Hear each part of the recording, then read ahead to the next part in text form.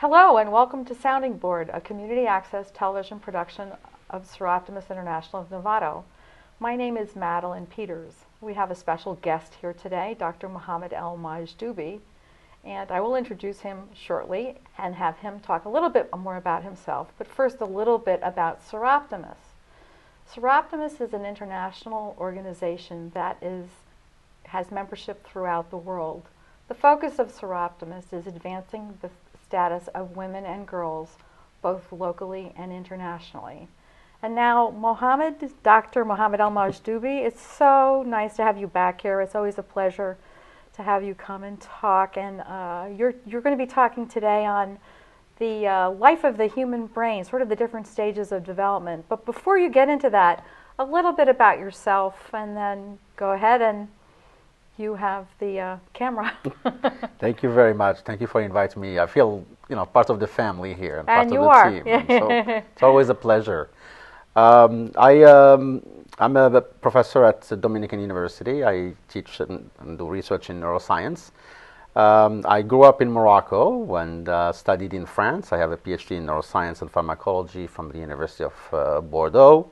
I came to the US, now that I count, time goes very fast. It's almost 20 years now that I have been here. I have done research mostly on neuroplasticity in first 3 years in the Primate Center at the University of Pittsburgh Medical Center. I had also been a research scientist at UCSF, University of California at San Francisco, for 6 years. Mm-hmm. And I have been now for 10 years. Is it 10? 10. I'm being celebrated this week for my 10th year at Dominican. And so my field and my expertise in general is the plasticity of the human brain at different stages of life. And that's what I chose to talk about, because it's actually a buzzword now to talk about neuroplasticity from childhood to old age. And it's very fascinating for me because I'm a father of 3 kids, very young. Zach is 2 years old, and Layla is 5, and Nina is 8. So I watch them grow, and I watch them develop, and it just amazes me how we go through life with almost different brains, but each brain fits with this term and with the situation that we're living.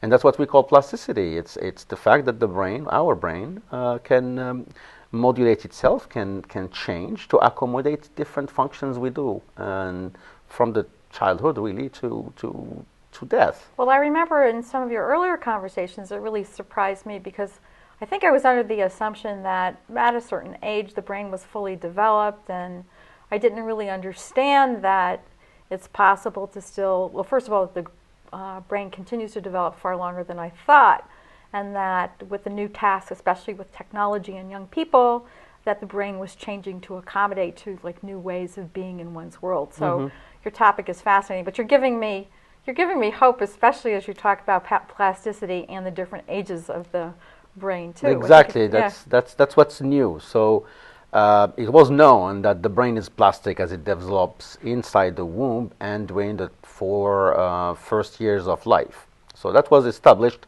even though that was known maybe 40 years ago. It's not something that we knew for a long time. But the dogma at the time was that, well, after 4 years, the brain has formed, and that's how you are, and so there is nothing you can do about it, and that's what you get to live with. So that's you're either lucky or you're not. But in my PhD, when I was in France, I studied actually plasticity in the adults, and the example was a lactating woman. So nobody ever asked the question of how does a person go from being this young woman and then suddenly there's a transformation when the young woman becomes a mother without having been to any school to learn what motherhood is, and yet there is this instinct of knowing what to do. Yes. And the body itself changes to accommodate everything. So what I have seen in my research at the time is that the brain of a woman changes the part that actually regulates the production of milk, which is something that happens just when you give birth and then stops after weaning. Well, the region of the brain, which is called the hypothalamus, changes towards the end of pregnancy, start making an activity in the brain that triggers the release of milk that was not produced before. So it helps the milk being produced, and it helps it being secreted. And that's how we feed our kids. That is associated with a major change, as I figured out during my research, with that part of the brain. That it's actually the neurons, the nerve cells that regulate that part of lactation. They increase in size, they increase their connections with each other, they get closer so they can synchronize their activity, and therefore all of them are actually acting in synchrony, just like a symphony. And if you follow those through the lactation and after weaning, you see that a month almost after weaning, the brain goes back to what we call the virgin state. The neurons become smaller, they get out of the way, and they allow the reproductive system to restart again for the person to be able to conceive another baby. So it goes from its sort of normal state to its state in which to take care of young back to a normal state, but at the ready for the next pregnancy. That's what we call plasticity. So neuroplasticity itself, the definition is the ability of the brain and the nerve cells to change their size, their morphology, their function, their connections, to be able to accommodate a new novel state. So, and what was fascinating is that we worked with rats at the time. If you take rats that have never had babies, they were not even pregnant, and you put them with new pups that just been born to another female rat, if you leave them alone for a little bit, the new rat, which is what we call a pseudo-pregnant, the surrogate rat, has the same changes in the brain as the one in the mom that biologically gave birth to the pups. Even though the rat had never had babies, offspring before, starts making milk, can make those pups grow, and her brain will come back to. So the whole ovarian cycle stops, and it's what we call a pseudo-pregnancy. So she's never been pregnant, but just the fact that she had pups around stimulating her nipples, the brain changes. And that reminds me of what we call those wet nurses. Yes.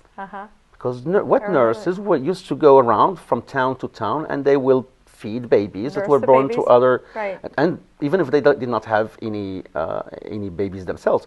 And actually, that's what brought me back to my own story. I never wanted to give up my mom's boobs. You liked nursing. I was in the milk. I did not want to eat anything. And I think I went over 2 years. And so the doctor asked my mom that, this is not a way to do it.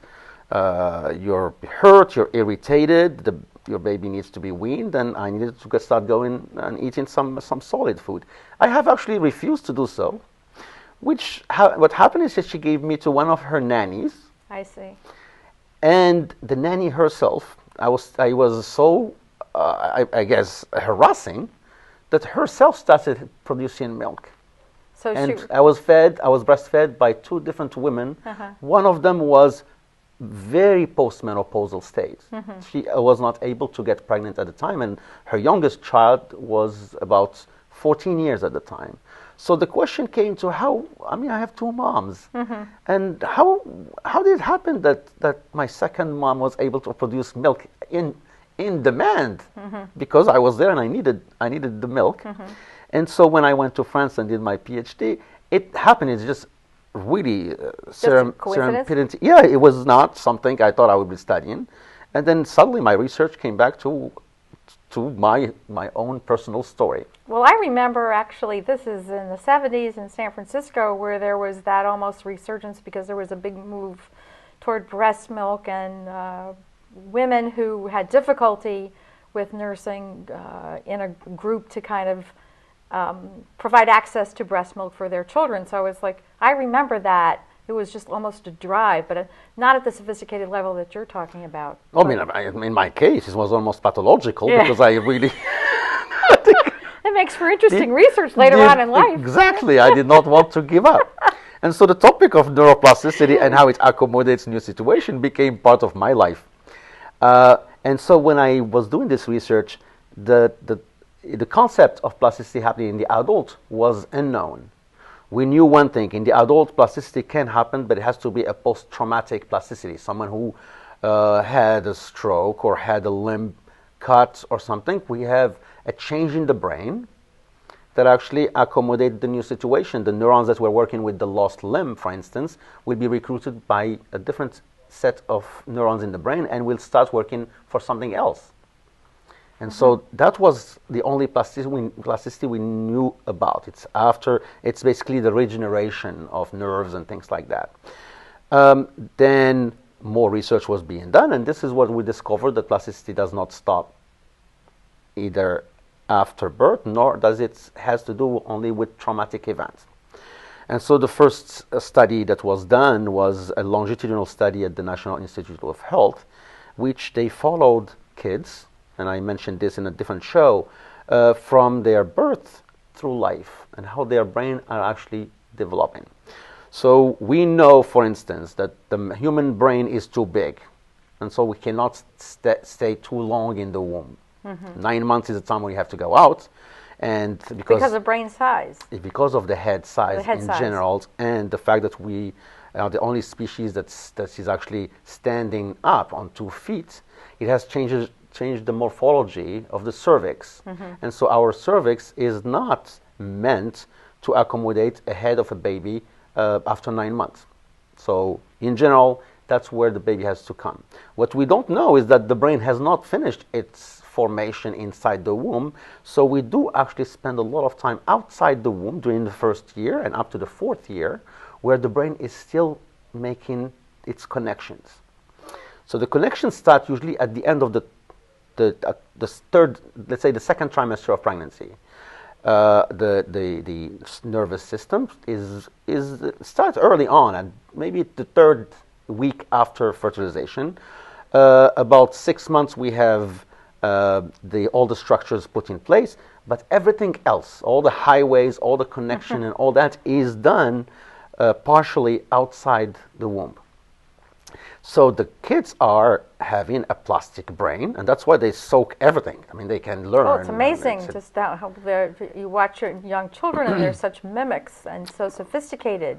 My 2.5-year-old son is now correcting my own English.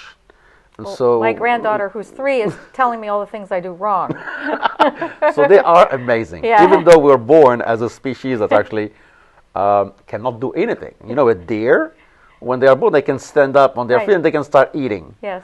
A human is born with a lack of vision. They're almost blind for the first 5 weeks. They see blurry. We have no ability to regulate our own temperature. So the part of the brain that actually regulates our temperature is not functional at the time, and so that's why a baby has to be cared for by a mom. And from the age of 0 to 1, we're basically the weakest of all species. However, we become the king of the world or the queen of the world just after 1. Just after 1. So that's when a lot of the systems are integrated and functioning? Almost at 90%, let's say. One of the milestones is the fact that we can stand on our feet and walk. So that shows that the pathway that regulates locomotion has reached a threshold, a situation in which it can allow us to walk, in a clumsy way, yet it's doing the job. And then between that time 1 to 4, we learn how to talk. We can learn several languages at the time.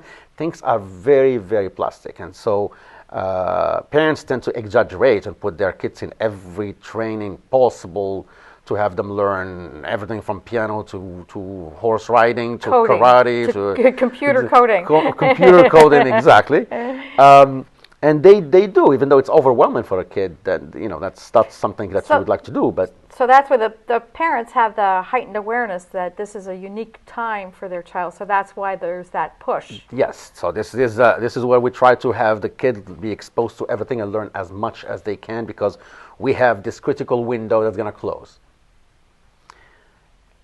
What the science and what the research at the National Institute of Health show that actually, yes, plasticity goes down a little bit and all those networks take a rest. But then at teenage, which is the second life of the brain, we're back again to the exact same rewiring that happened in our infancy. Mm-hmm. So that's an additional stage. Yeah. This is now everything we have made in our childhood, we are again sculpting it even more at the time of teenage. So a teenager is basically someone who gets to a point where they will complete the construction of their brain. And it goes between, let's say, 15 to 26.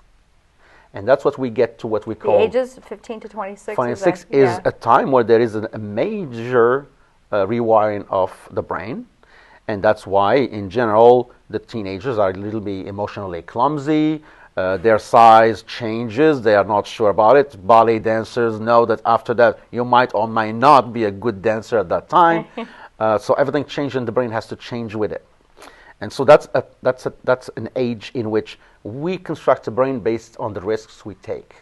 So it's a wonderful brain. That's why teenagers take a lot of risks. They know what are the boundaries, and the more risks they take, actually the more wisdom they gain throughout life. So you're saying they know they're willing to push the boundaries, but I think just thinking back to raising my own children, I was always wondering, do they really know the boundaries at which things become dangerous, or or are they just pushing? They don't. They don't. They don't. That's why when you think about what you have done in your teenage, it's like, oh God, how did I get away with it? Yeah, how did I make it through? Yeah. And so they don't. That's how they actually make the borders. The boundaries are made as they get in trouble.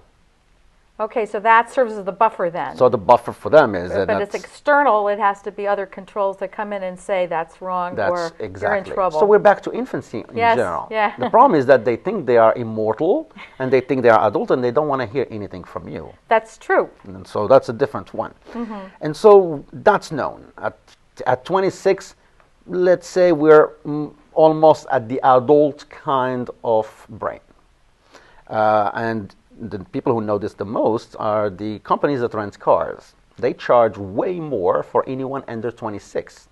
Right. Because they know that the brain is not yet completed, and that the part that's not completed is usually the part that thinks about consequences of behavior, strategic planning, long-term planning. And so they are basically a ticking bomb in terms of what kind of craziness they can do. But the more you survive, the more actually you use all the things that you've done before to set your own adulthood. And that's why, let's say the X generation who went through drugs and craziness and stuff, they are very conservative when it comes to raising their kids. I've noticed that, yes. And so that's what the term of do not do what I have done, you know. But you cannot. Just because you tell someone not to touch fire, they definitely will not listen to you. They will only stop touching fire when they get burned. So that each person needs to have that experience, sort of test the boundaries. It's exactly. It's an experience that actually, and there was a great article maybe 4 years ago in the National Geographic magazine that talked about this and called it the wonderful brain. Yes. The teenage brain and what we know about it. And after that again, things slow down, but the completion of the brain continues up to the age of 40. Age of 40 is where that part of the brain, the frontal cortex, that can determine, the wisdom, the one that knows what to do, what not to do, strategize in long term, is formed. And so at the age of 40, a little bit earlier for women, about 35 to 36, our brain is supposedly completed in terms of it. So all the wiring is done. And well, I remember one of the things that you said earlier in a conversation we had is people cannot become presidents until around the age of 40 because you want You want people who have mature brains Yeah, leading the country. We don't want someone who's still trying to find the boundaries of what it takes to go fight Russians. We want someone who knows that you do not do that, because everybody will be hurt in that business. Sure. Yeah. And one nice anecdote actually is that the completion of the formation of the brain tends to coincide with midlife crisis. So what happens in midlife crisis is, in general, your brain is at its top. Yes. In what it can do. You're the smartest you've ever been. So what we do in general is we challenge everything we've done while we were idiots. This is a judgment of a 40-year-old talking about when they were 25. I see. And so everything, some people go way beyond that kind of things, but it's the time where the brain both is at its peak, but it's also in a downhill or downward spiral is like from around 40. So that's the mature brain.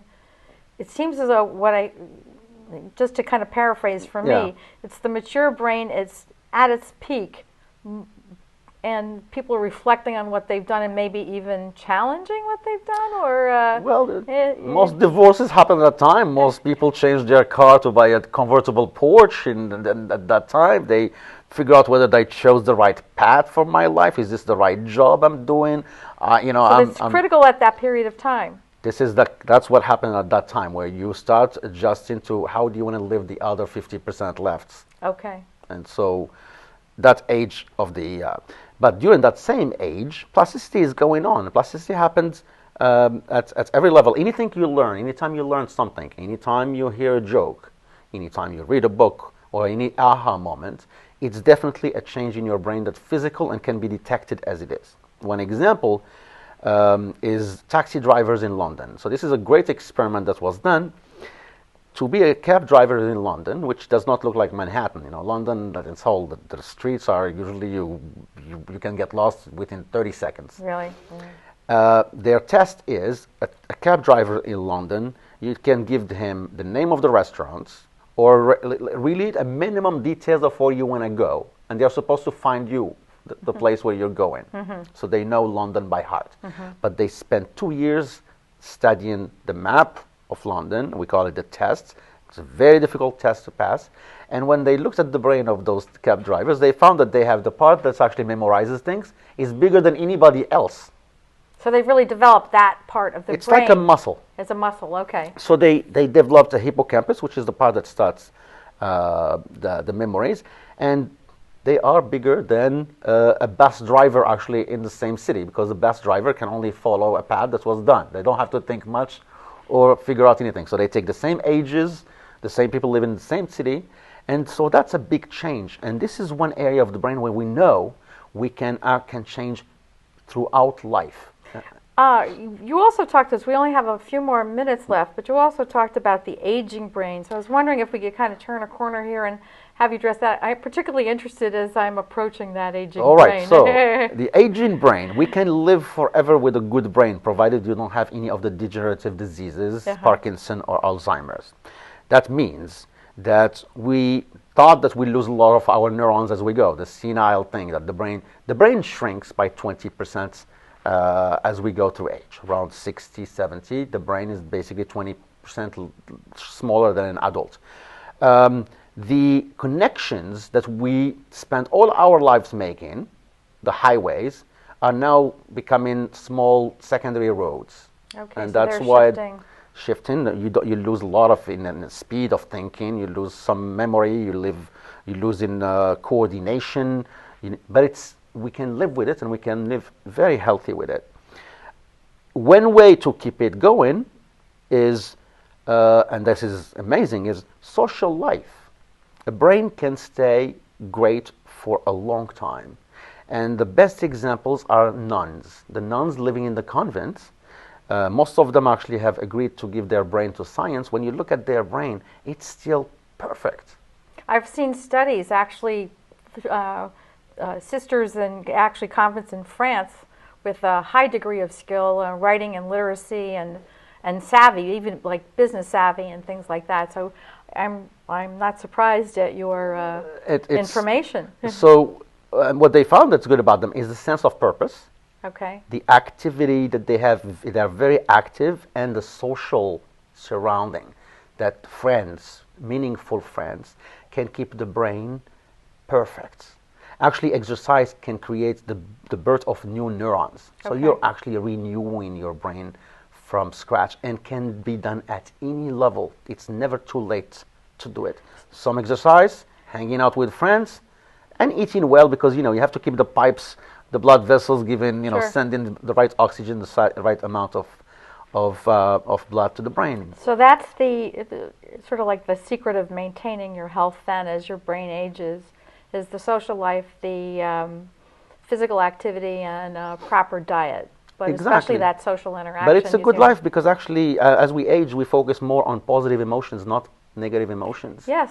The yes. threshold for pain is so high. Something that can make a teenager cry, for senior, nothing. that's no It's big not, deal. oh, we lived it. This is nothing. Been there, done that. So there is a positive change in the brain. There is a positive change in the brain, and it has an evolution purpose for it. Is a mom becomes a grandma, and a grandma is needed by the mom to be coached. So babies who Yeah. actually have grandmas, I think grandfather are not as important. Uh-huh. Because they cannot go hunt a mammoth or anything at that time. They're not bringing much, so men tend to die earlier. Women tends to stay longer, because they have a purpose. A baby who lives with their mom and grandma are healthier than babies that live only with their mom or only with their grandma. And when you look at it and why, a baby feels secure when they are with their mom. They feel even secure when their mom is under the security of the grandma. So it's that combination, the three, the It's grandmother, the basically mother, and the mother. Double guarantee. I love that. We are just about out of time. I want to thank you very much. I could go on having conversations with you for hours. Thank you so much for being here. You know I will ask you back. And I will say yes. I appreciate that. Thank you. I'd like to thank Dr. Mohammed Majdoubi for joining us today. I would love to thank Neuroplasticity International of Nevada, who the crew members are members of the club. I'd also like to thank Leon Johnson, our studio engineer, who makes sure we all look wonderful in the productions. And thanks also to the Buck Institute for Research on Aging, who generously offer us the use of their television studio. My name is Madeline Peters. Thank you.